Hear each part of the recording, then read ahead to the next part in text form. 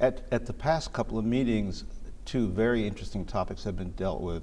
One of them is the recurrence or the reemergence of vaccine-preventable diseases. Measles and pertussis are the two that really jump into my mind, particularly with respect to the pediatric population. There was also a lot of talk at the previous meeting about some of the issues about emerging resistance in kids with cystic fibrosis. I was wondering if you entered any new data here about pertussis, measles, these recurrent diseases that we thought we were well ahead of and we're not so entirely ahead of anymore, as well as the issue about the kids with chronic diseases like cystic fibrosis. Right. So one of the very interesting abstracts that is going to be presented is going to look at SSPE, or subacute subsclerosing panencephalitis. That's a name I haven't thought about in a long time. A relatively, what we thought, rare complication of a measles infection. Right. But what these investigators in California did was found that it was actually more common when they did some very extensive investigation.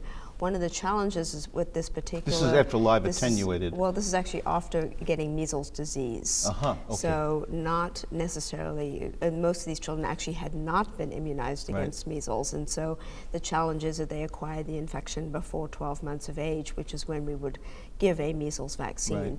So this is a long-term post-infectious complication of primarily a measles infection experienced before the age of 12 months of age. The challenge is that, and what we can do to help prevent this is make sure that our community is protected against measles, and so that those children who cannot be immunized can have the protection that we're seeing in the community.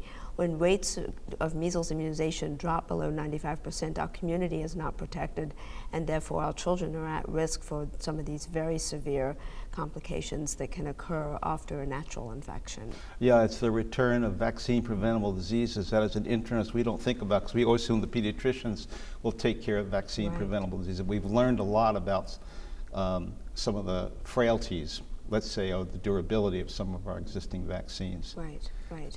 It's always a balance between trying to make sure we have a good immune response and safety issues, and so finding that balance is a challenge. Thank you so much. Looking forward to the meeting and the sessions very much. It was my pleasure. Thank you.